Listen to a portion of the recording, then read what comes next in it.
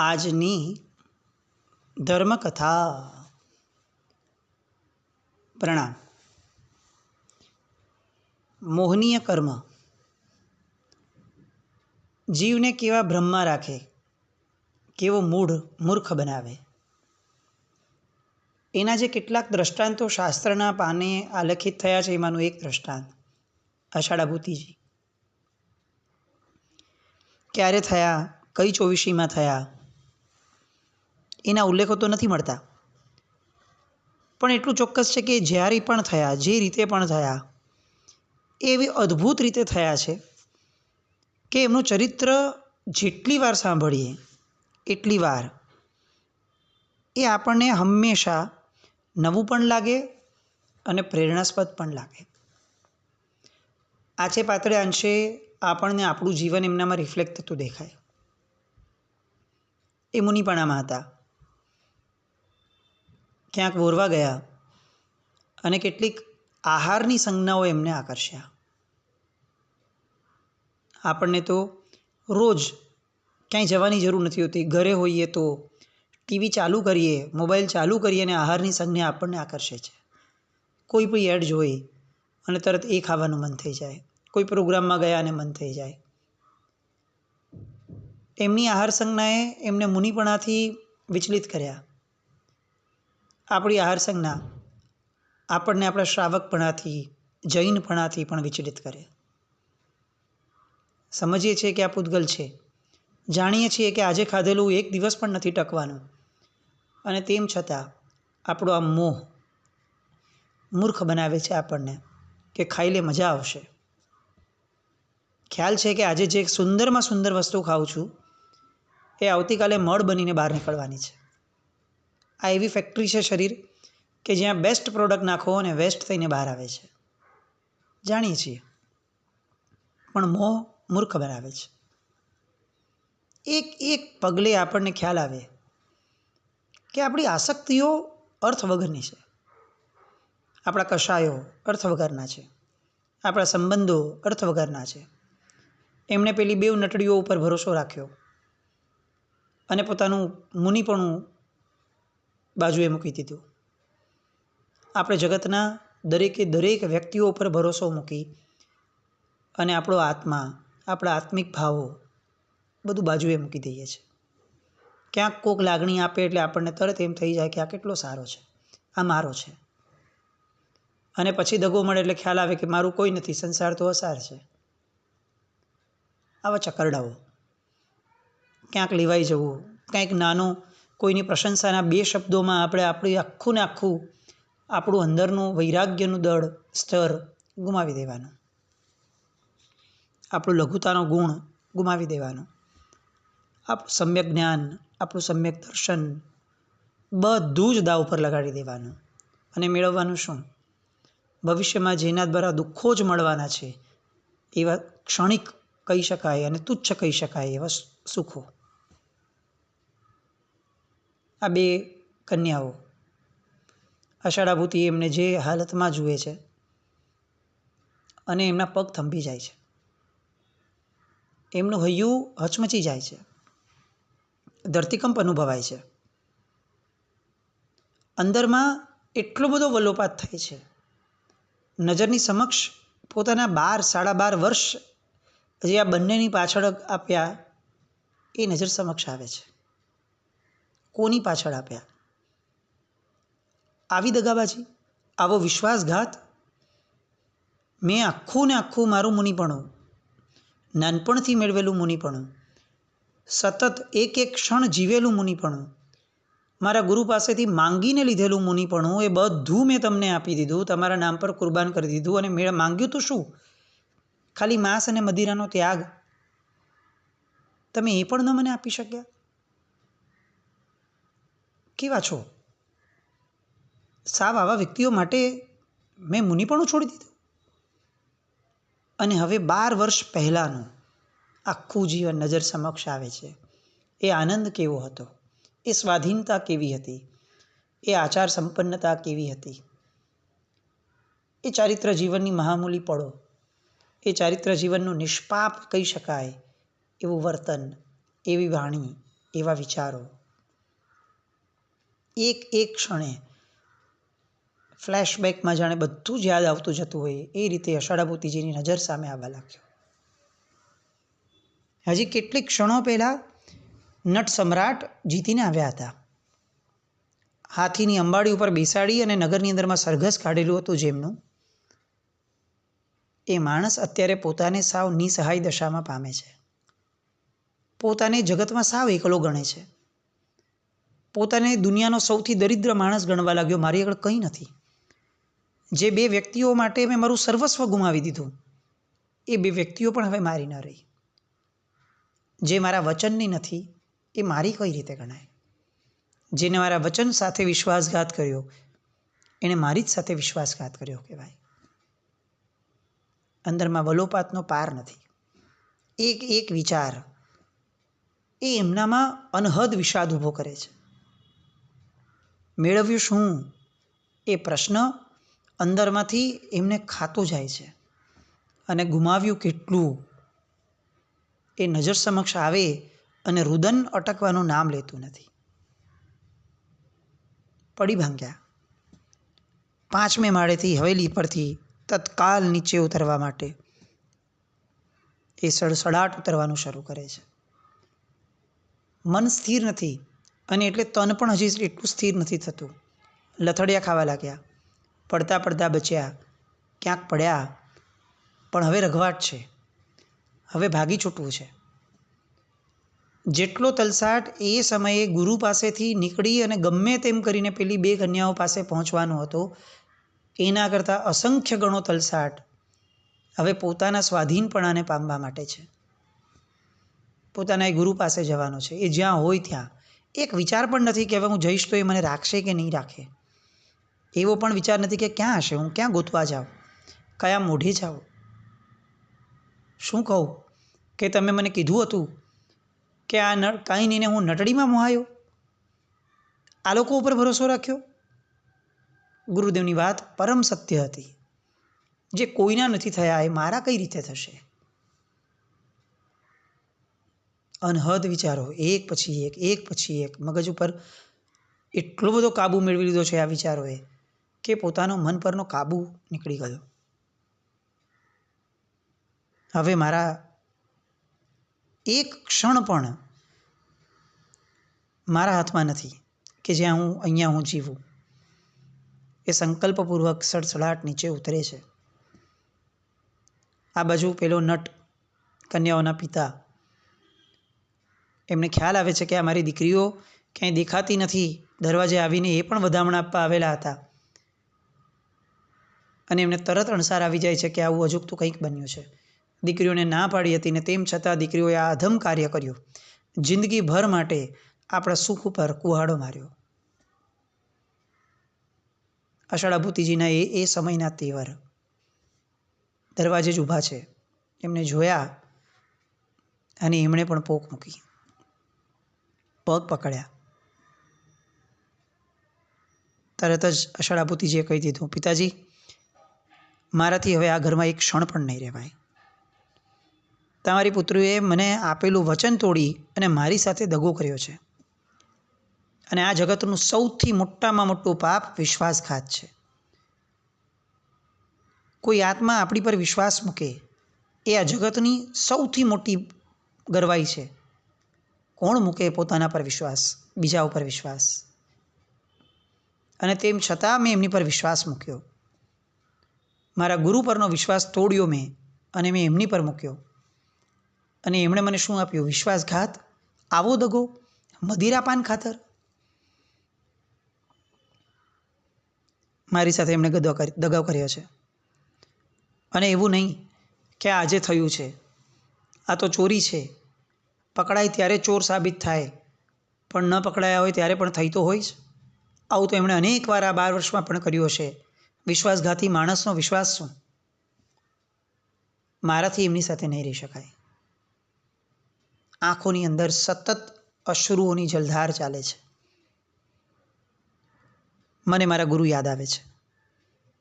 અલવિદા, હું જ્યાંથી આવ્યો છું ત્યાં પાછો વયો જઈશ. એ મને બોલાવી રહ્યા છે. એ આજે પણ મને સાચવશે, મને વિશ્વાસ છે. મેં એમને છેહ આપ્યો હતો. એમણે મારી પર મૂકેલા વિશ્વાસ, મારી માટે મૂકેલી એમની મહેનત, એમના પુરુષાર્થ, મેં બધું જ ગુમાવી દીધેલું. પણ હવે કદાચ મારા ભોગાવલી કર્મો પૂરા થયા છે. મને સમજાયું છે કે આ મારો મોહ એ હવે છોડવા લાયક જ છે અને મને હવે એમાં કોઈ શંકા નથી રહી.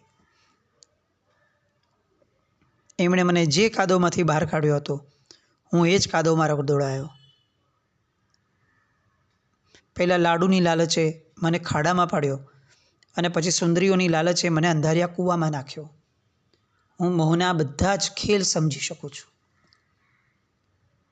બસ હવે હું એક ક્ષણ પણ હું અહીંયા નહીં રહી શકું. એમનો સંકલ્પ, એમના શબ્દો, એમની શબ્દો પાછળની વેધકતા, નટ સમજી ગયો કે હવે આમને જાલ્યા જલાવાય એવી સ્થિતિ જ નથી. હવે આમને રોકી નહીં શકાય. એ રડવા લાગ્યો. તમે આમ ચાલ્યા જશો તો મારી દીકરીઓ બરબાદ થઈ જશે. બાળક, સમજીને માફ કરી દો. તમે તો સમતાના સાગર છો. આજે નગરના બધા લોકોએ તમને જોયા છે.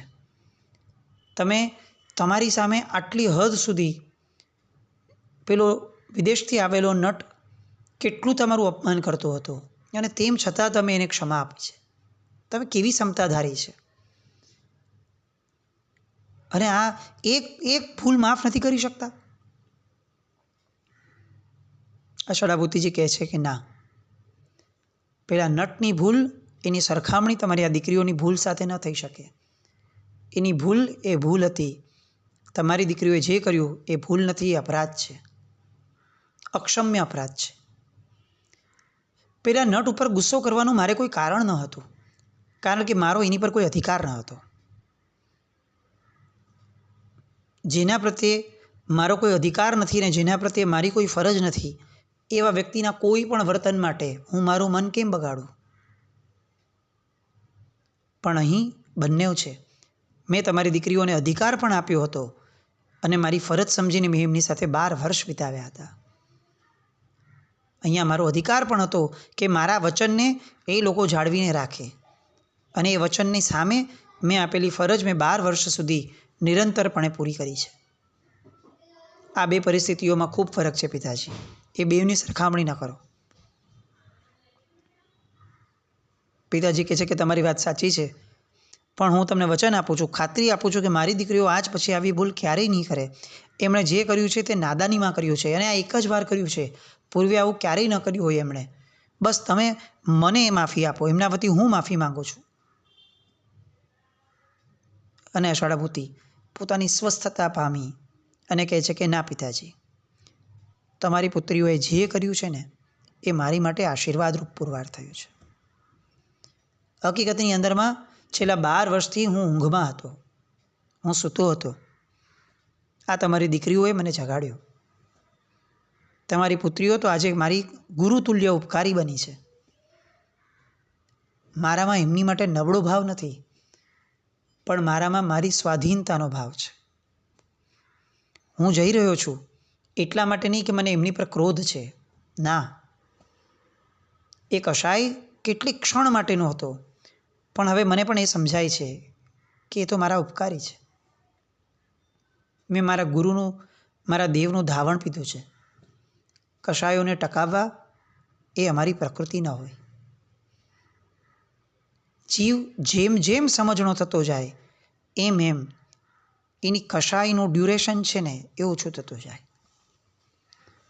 જીવ આરાધક છે કે નહીં, જીવ ધર્મી છે કે નહીં, જીવે કરેલા ધર્મની અસર એના પર છે કે નહીં, એનું પ્રમાણ શું? એનું પ્રમાણ આ કે એનો કશાય મંદ થતો જાય. એનો ઉદય થઈ શકે ચોક્કસપણે, પણ ટકી ન શકે. એની અસરો લાંબી ન ટકે. આ એનો આરાધક ભાવ. અને અહીંયા આ અષાઢા ભૂતિજીનો આરાધક ભાવ છલકાતો હતો. અલ્પ કશાય, સંજ્વલન કશાય. અને કહી દે છે કે પિતાજી શક્ય નથી. સસરા જમાઈ વચ્ચે વાતચીત ચાલે છે, અવાજ થવા લાગ્યો.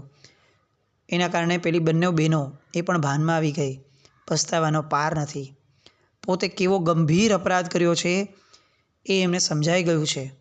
એટલે તરત જ નાની અને મોટી બંનેઓ એકબીજાની સાથે અષાઢા ભૂતિજીની સામે આવી અને ઝઘડા ચાલુ કરે છે.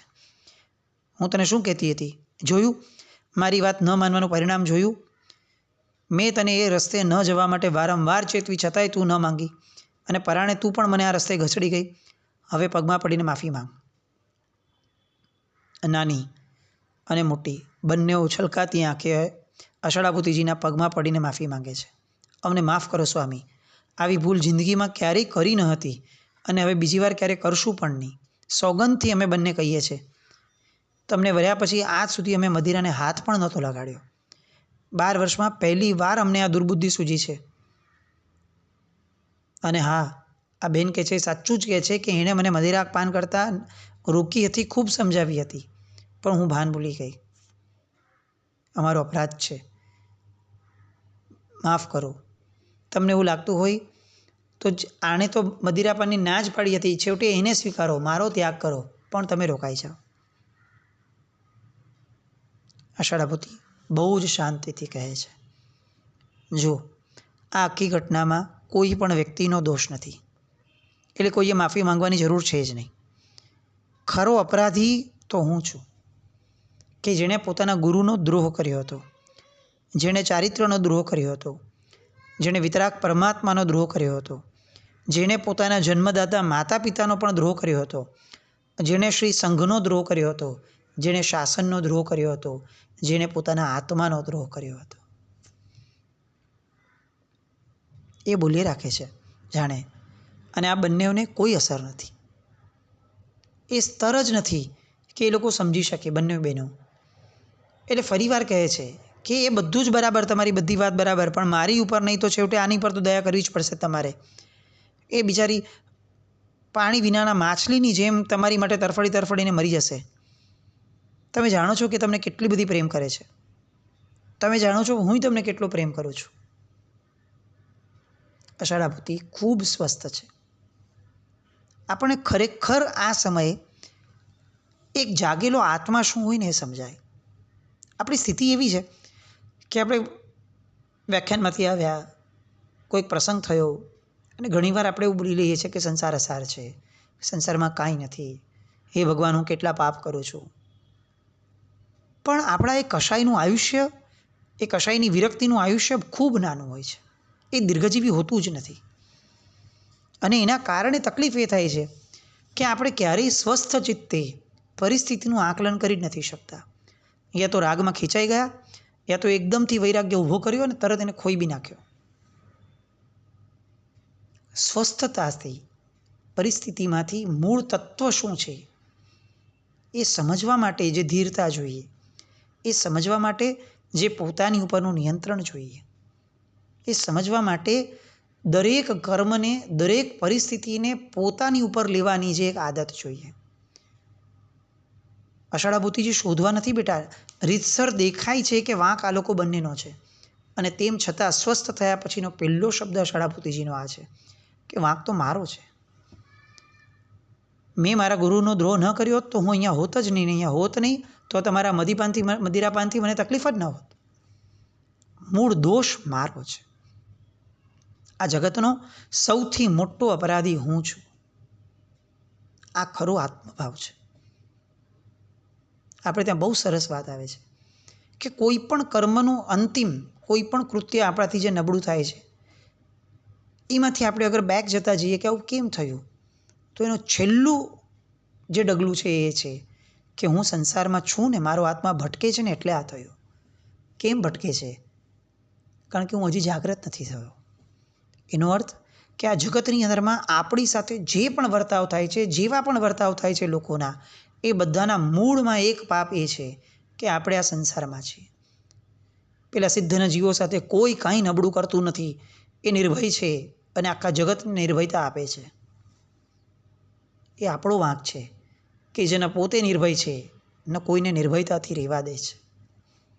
ન આપણે નિષ્કષાય છે, ન આપણા કારણે કોઈને નિષ્કષાય રહેવાની પરિસ્થિતિ છે.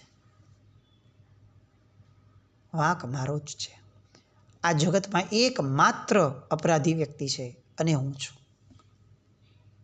આષાઢા ભૂતિજીનો આ ભાવ મોહનીય કર્મને ક્યાંથી ક્યાં ઉચકીને ફેંકી દેવાની આ એક કળા. નટ સમ્રાટ જેને કહ્યા હતા એ આજે જ્યારે વિરાગ સમ્રાટ બન્યા છે ત્યારે એમની વિચારધારા કેવી છે એના આગળના ડગલે ફરી આવતીકાલે મળશું. પણ એટલું ચોક્કસ છે, આ આષાઢા ભૂતિજી નથી, આ આપણી કહાણી છે. ફરક એટલો છે કે એમને એક નિમિત્ત ઉચકી અને ક્યાંથી ક્યાં પહોંચાડી દે છે અને આપણને એક નિમિત્ત ક્યાંથી ક્યાં ફેંકી દે છે.